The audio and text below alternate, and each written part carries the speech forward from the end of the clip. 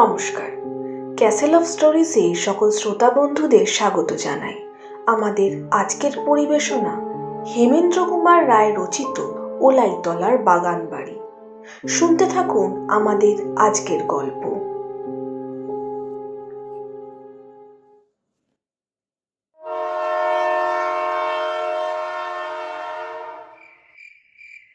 Station master তার লণ্ঠনটা আমার মুখের সামনে তুলে ধরলেন। তারপর থেমে থেমে বললেন, ওলাইতলার বাগান বাড়ি? আরে, আপনিও ওলাইতলার বাগান বাড়ি যাচ্ছেন? কিন্তু কেন? মামদপুরের জমিদার কৃতান্ত চৌধুরী বিজ্ঞাপন দিয়েছেন, তার একটা ম্যানেজার দরকার। 300 টাকা মাইনে, কেমন, তাই তো? হ্যাঁ। তারাও এই কথা বলেছিল। কারা? ওই আপনার আগে যারা ম্যানেজারি করতে এসেছিল। গেল 8 সপ্তাহে 8 জন লোক এই স্টেশনে নেমে ওই ওলাইতলার বাগান বাড়িতে গেছে, কিন্তু তারা কেউ আর এ পথ দিয়ে ফেরেনি। বুঝলেন মশাই, তারা কেউ আর ফেরেনি। তার মানে ঠানি জানি না। প্রত্যেকেই এসেছে আপনার মতো ওই ঠিক শনিবারেই, আর ঠিক সন্ধ্যে 6টার গাড়িতেই। আশ্চর্য কথা, এই 8 সপ্তাহে 8 জন। জমিদার কৃতান্ত চৌধুরীর কত ম্যানেজার দরকার? আমার মনটা কেমন ছ্যাঁত করে উঠল। জিজ্ঞেস করলাম, আচ্ছা, এই জমিদার বাবুকে আপনি চেনেন? না, তবে তার নাম শুনেছি। অল্পদিন হলো এখানে এসে ওই পোড়ো বাগান বাড়ি কিনে তিনি বাস করছেন। তার সম্বন্ধে নানা কানাঘুষো শুনেছি। আজ পর্যন্ত গায়ের কেউ নাকি তাকে দেখেইনি। দিনের বেলা ওই বাগান বাড়িখানা পুরো বাড়ির মতো পড়ে থাকে, কেবল রাতেই তার ঘর নাকি আলো জ্বলে। লোকজন কেউ দেখা যায় না। ও বাড়ির সবই অদ্ভুত।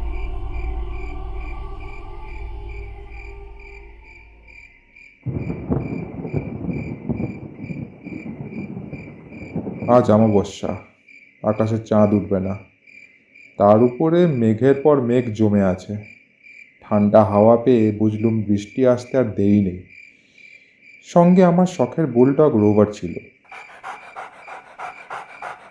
ওলাইতলার বাগান বাড়ির দিকে অগ্রসর হওয়ার উপক্রম করলুম। স্টেশন মাস্টারের কথায় কান পাতবার দরকার নেই। লোকটার মাথায় বোধহয় ছিট আছে, নইলে এমন সময় আজগবি কথা বলে। স্টেশন মাস্টার ডেকে বললেন, মশাই, তাহলে নিতান্তই যাবেন? সেরকমই তো মনে করছি। তবে পথঘাট একটু দেখে শুনে যাবেন। ওলাইতলার বাগান বাড়ির ঠিক আগেই একটা গোরস্থান আছে। আগে সেখানে খ্রিস্টানদের কবর দেওয়া হতো। গোরস্থানের নাম ভারী খারাপ। সন্ধ্যের পর সেদিকে কিন্তু কেউ যেতে চায় না। আমি আর থাকতে পারলুম না, বললুম, মশাই, মিথ্যে আমায় ভয় দেখাচ্ছেন। আমি কাপুরুষ নই। দরকার হলে এই গোরস্থানে শুয়েই রাত কাটাতে পারি। অত্যন্ত দয়ার পাত্রের দিকে লোক যেমনভাবে তাকায়, সেইভাবে আমার দিকে তাকিয়ে স্টেশন মাস্টার একটুখানি গ্লান হাসি হাসলেন, কিন্তু মুখে আর কিছু বললেন না।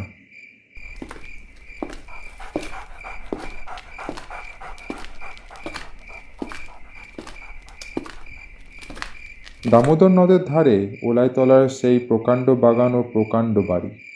মাইলখানেক পথ চলার পর যখন তার ফটকের সম্মুখে গিয়ে দাঁড়ালুম, তখন ফোঁটা ফোঁটা বৃষ্টি পড়ছে। দেউড়িতে দারোয়ানের কোনো সারা শব্দ না পেয়ে ফটক ঠেলে ভেতরে ঢুকে গেলাম। আমার হাতে ছিল একটা হ্যারিকেন লণ্ঠন। তারই আলোতে যতটা পারা যায় দেখতে দেখতে এগোতে লাগলো। অনেক কালের পুরনো বাগান। তার অবস্থা এমন, তাকে বাগান না বললে জঙ্গল বলাই উচিত। পুকুরের পাশ দিয়ে যেতে যেতে দেখলুম পানায় তার জল নজরে পড়ে না। ঘাটগুলোও ভেঙে গিয়েছে। বাড়িখানার অবস্থাও তথৈবচ। ভাঙা জানলা, ভাঙা থাম, চুনবালি সব খসে পড়ছে। যে জমিদার 300 টাকা মাইনে দিয়ে ম্যানেজার রাখবেন, এখানে তার বাস।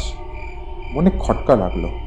অসংখ্য ঝিঝি পোকার আর্তনাদ ছাড়া কোনো জনপ্রাণীর সাড়া নেই, অথচ বাড়ির ঘরে ঘরে আলো জ্বলছে। একটু ইতস্তত করে চেঁচিয়ে ডাকলুম, বাড়িতে কেউ আছেন? ভেতরে আসুন। ঘরের ভেতরে ঢুকলুম। মস্ত বড় ঘর, কিন্তু কোণে কোণে মাকড়সার জাল। দেওয়ালে দেওয়ালে কালি ঝুলি, মেঝেতে 1 ইঞ্চি পুরো ধুলো। একটা ময়লার রং ওঠা টেবিল, 3খানা ভাঙা চেয়ার ও একটা খুব বড় ল্যাম্প ছাড়া ঘরে আর কোনো আসবাব নেই। অতিশয় শীর্ণ কুচকুচে কালো এক জরাজীর্ণ বুড়ো লোক আদুর গায়ে একখানা চেয়ারের ওপর বসে আছে। তার বুকের সবকটা হাড় গোনা যায়। বুড়ো কথা বলল, ঠিক যেন হাড়ির ভেতর থেকে তার গলার আওয়াজ বেরোলো। সে বলল, আপনি কাকে চান? জমিদার কৃতান্ত বাবুকে। ও নাম আমারই। আপনার কি দরকার? ও, আপনি একজন ম্যানেজার খুঁজছেন? তাই বুঝেছি, আর বলতে হবে না, বসুন। কৃতান্তবাবুর কাছে গিয়েই রোবার হঠাৎ গড় গড় করে গর্জে উঠল। কৃতান্তবাবু ক্রুদ্ধ স্বরে বললেন, ও কি, সঙ্গে কুকুর এনেছেন কেন? এই কামড়াবে নাকি? রোবারকে এক ধমক দিলুম। সে গর্জন বন্ধ করল বটে, কিন্তু আমাদের কাছ থেকে অনেক তফাতে গিয়ে তীক্ষ্ণ সন্দিগ্ধ চোখে কৃতান্তবাবুর মুখে পানে তাকিয়ে রইল। বিরক্তভাবে কৃতান্তবাবু বললেন, ও কুকুর টুকুর এখানে থাকলে চলবে না, ওকে তাড়িয়ে দিন। তা আড়ালেও যাবে না। রোবার আমাকে ছেড়ে এক দণ্ডও থাকতে পারে না। রাত্রেও আমার সঙ্গে ঘুমোয়। রাতেও বেটা আপনার সঙ্গে ঘুমোয়? কি বিপদ, কি বিপদ! ওফ! এই বলে তিনি চিন্তিত মুখে ভাবতে লাগলেন। রোভার রাত্রে আমার সঙ্গে ঘুমোয় বলে কৃতান্তবাবুর একটা দুশ্চিন্তার কারণ বুঝতে পারলুম না। খানিকক্ষণ পরে কৃতান্তবাবু উঠে দাঁড়িয়ে বললেন, একটু বসুন, আপনার খাওয়া শোয়ার ব্যবস্থা করে আসি। সেই জন্য আপনার ব্যস্ত হওয়ার দরকার নেই। আগে যে জন্য এসেছি সেই কথাই হোক। আজ আমার শরীরটা ভালো নেই, কথাবার্তা সব কাল সকালেই হবে। এই বলে কৃতান্তবাবু বেরিয়ে গেলেন। খানিক পরে তিনি আবার ফিরে এসে বললেন, আসুন, সব প্রস্তুত। তার পেছনে পেছনে অগ্রসর হলেন। মস্ত উঠোন ও অনেকগুলো সারবন্দি ঘর পেরিয়ে সিঁড়ি বেয়ে দোতলায় গিয়ে উঠলুম। বাড়ির সর্বত্রই সমান ভগ্নদশা, ধুলো আর জঞ্জালের স্তূপ, চামচিকে আর বাদুরের আনাগোনা। একটা চাকর বাকর পর্যন্ত দেখা গেল না। নির্জন বাড়ি যেন খাঁ খাঁ করছে। একটা ছোট ঘরে গিয়ে ঢুকলুম, যে ঘরখানা খুব বেশি নোংরা নয়। একপাশে ছোট একটা চৌকি, তার উপর বিছানা পাতা, তার একপাশে থালায় খাবার সাজানো রয়েছে। কৃতান্তবাবু বললেন, এক্ষুনি খেয়ে নিন, নইলে খাবার ঠান্ডা হয়ে যাবে। নানান কথা ভাবতে ভাবতে মাথা হেঁট করে খেতে খেতে হঠাৎ মুখ তুলে দেখি কৃতান্তবাবু এক দৃষ্টিতে আমার পানে চেয়ে আছে, আর তার কঠোরাগত 2 চক্ষুর ভেতর থেকে যেন দুটো অগ্নিশিখা জ্বলছে। আমি মুখ তুলে তাকাতে না তাকাতেই সে আগুন নিভে গেল। মানুষের চোখ যে অমন জ্বলতে পারে আমি তা জানতুম না। কৃতান্তবাবু বললেন, আজ না হলে আমি আসি, আপনি খেয়ে দিয়ে শুয়ে পড়ুন। আর দেখুন, রাতে এ ঘরের জানলাগুলো যেন খুলবেন না। একে তো বৃষ্টি হচ্ছে, তার ওপরে। বলতে বলতে হঠাৎ থেমে গেলেন। থামলেন কেন? কি বলছেন বলুন না। ওই ওর ধারের জানলা খুললে গোরস্থান দেখা যায়। তা দেখা গেলেই বা। সেখানে এমন কিছু দেখতে বা এমন সব গোলমাল শুনতে পাবেন, যেগুলো রাতে মানুষ দেখতে বা শুনতে চায় না। আমি তাচ্ছিল্যের হাসি হাসলুম। কৃতান্তবাবু বললেন, ও হ্যাঁ, আর একটা কথা, আপনার ওই বিশ্রী বুলডগটাকে বেঁধে রাখবেন। কুকুর অপবিত্র জীব, রাতেও যে বিছানায় গিয়ে উঠবে এটা আমি পছন্দ করি না। কৃতান্তবাবু বেরিয়ে গেলেন, কিন্তু তার শেষ ইচ্ছা আমি পূরণ করিনি। রাত্রে রোভার বিছানার উপর আমার সঙ্গেই শুয়েছিল।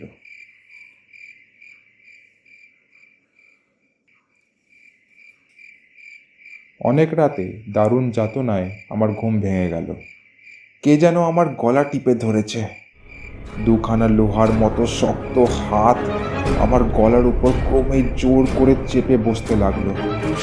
প্রাণ যখন যায় আচমবিতেই আমার গলার থেকে সেই মারাত্মক হাতের বাঁধন আলগা হয়ে খুলে গেল। তারপরেই ঘরময় খুব একটা ঝটাপটি ও হুড়োহুড়ির শব্দ।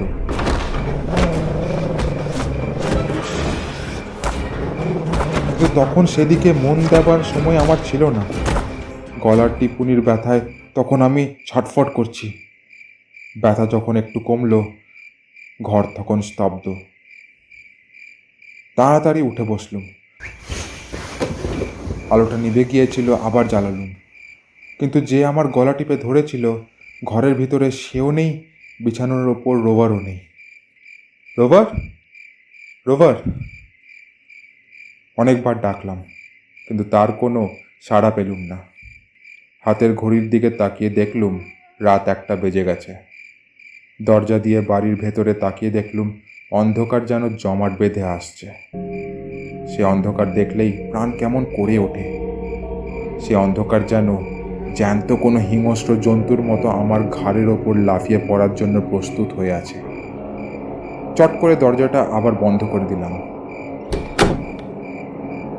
ঘরের এ দরজাটা আগেই বন্ধ করে শুয়েছিলাম, কিন্তু যে আমাকে আক্রমণ করেছিল সে তাহলে কোন পথ দিয়ে এ ঘরে ঢুকেছিল? এদিক ওদিক তাকিয়ে ঘরের ভেতরে আরেকটা দরজা আবিষ্কার করলুম। ঠেলতেই সেটা খুলে গেল এবং ভক করে ভীষণ একটা দুর্গন্ধ এসে আমাকে যে আচ্ছন্ন করে দিল। আলোটা তুলে ভালো করে দেখলুম, সে কি ভীষণ দৃশ্য! ঘরের মেঝেতে রাশি রাশি হাড়, মরার মাথার খুলি ও রক্তমাখা কাঁচা নাড়ি ভুড়ি ছড়িয়ে পড়ে আছে। একদিকে একটা কাঁচা মরার মুন্ডুও মাটিতে হাঁ করে রয়েছে। দুম করে দরজাটা আবার বন্ধ করে দিলাম। আমি কোন পিশাচের খপ্পরে এসে পড়েছি? আমার দম বন্ধ হয়ে আসতে লাগলো। তাড়াতাড়ি ঘরের জানলাগুলো খুলে দিলাম। বাইরে আকাশ ভরা অন্ধকারকে ভিজিয়ে হুড়হুড় করে বৃষ্টি পড়ছে, আর চকচক করে বিদ্যুৎ চমকাচ্ছে, তার সাথে ঝোড়ো হাওয়া ছুটছে। কখনো মনে হয় একদল আতুরে শিশু ট্যাঁ ট্যাঁ করে কাঁদছে, কখনো শুনি আড়াল থেকে কে খিলখিল করে হাসছে। মাঝে মাঝে কে যেন ঝমঝম করে মল বাজিয়ে যাচ্ছে আর আসছে।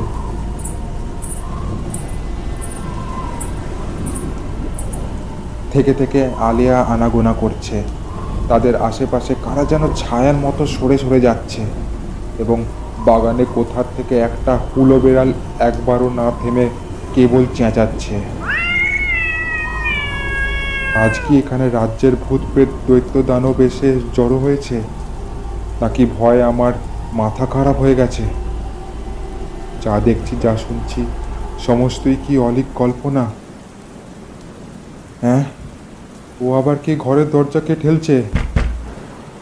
আমার মাথার চুলগুলো খাড়া হয়ে উঠল। জানি না দরজার ওপাশে দাঁড়িয়ে কোন বিকট বিভৎস মূর্তি আমার জন্য অপেক্ষা করছে। আবার সে দরজা ঠেলল। আমার সমস্ত দেহ যেন পাথর হয়ে গেল। তারপর আবার দরজার ওপর ঘন ঘন ঠেলা, আর সঙ্গে সঙ্গে ঘেউ ঘেউ করে কুকুরের ডাক। এই যে আমার রোভারের ডাক! ছুটে গিয়ে দরজা খুলে দিতেই রোভার এসে এক লাফে আমার বুকে ঝাঁপিয়ে পড়ল। এক নির্বন্ধ ভুতুড়ে পুরীতে রোভারকে পেয়ে মনে হলো তার চেয়ে বড় আত্মীয় এ পৃথিবীতে আমার আর কেউ নেই। হঠাৎ রোভারের মুখের দিকে আমার চোখ পড়ল। তার মুখময় রক্ত লেগে রয়েছে। অবাক হয়ে ভাবছি, এমন সময় বাইরে বাগান থেকে অনেক লোকের গলা পেলাম। জানলার ধারে গিয়ে দেখি 6-7টা লণ্ঠন নিয়ে 14-15 জন লোক বাড়ির দিকেই আসছে। তাদের পোশাক দেখেই বুঝলুম তারা পুলিশের লোক, এবং তাদের ভিতর সেই স্টেশন মাস্টারকেও যখন দেখলুম তখন আর বুঝতে বাকি রইল না যে থানায় খবর দিয়েছেন তিনি। মনে মনে তাকে ধন্যবাদ দিয়ে লণ্ঠনটা নিয়ে আমিও ঘর থেকে বেরিয়ে পড়লাম। পুলিশের লোকেরা সিঁড়ির তলাতেই ভিড় করে উত্তেজিত স্বরে গোলমাল করছিল। ব্যাপার কি? ভিড় ঠেলে ভেতরে গিয়ে দাঁড়াতেই দেখলুম জমিদার কৃতান্ত চৌধুরীর কুচকুচে কালো ও লিকলিকে রোগা হাড় বের করা দেহটা সিঁড়ির তলায় গড়াগড়ি দিচ্ছে। তার চোখ দুটো কপালে উঠেছে এবং সে চোখ দেখলেই বোঝা যায় কৃতান্তবাবু আর ইহালোকে বর্তমান নেই। এবং কৃতান্তবাবুর গলায় মস্ত একটা গর্ত, তার ভেতর থেকে তখনও রক্ত ঝরে পড়ছে। এতক্ষণে বুঝলাম রোবারের মুখে রক্ত লেগেছে কেন। তাহলে এই কৃতান্ত চৌধুরী আমাকে আক্রমণ করতে গিয়েছিল, তারপর রোবার তার টুটি কামড়ে ধরে এ যাত্রার মতো তার সব লীলা খেলা শেষ করে গিয়েছিল। স্টেশন মাস্টার দুই চক্ষু বিস্ফারিত করে বললেন, কিন্তু এ কি অসম্ভব কাণ্ড! স্টেশন মাস্টার কৃতান্ত চৌধুরীর মৃতদেহের ওপর ঝুঁকে পড়ে ভালো করে তার মুখখানা দেখে বললেন, না, কোনোই সন্দেহ নেই, এ হচ্ছে এই গায়ের ভুবন বসুর লাশ। ঠিক 2.5 মাস আগে ভুবন বসু কলেরায় মারা গেছেন, কিন্তু তার দেহ দাহ করা হয়নি, কারণ তার লাশ চুরি গিয়েছিল।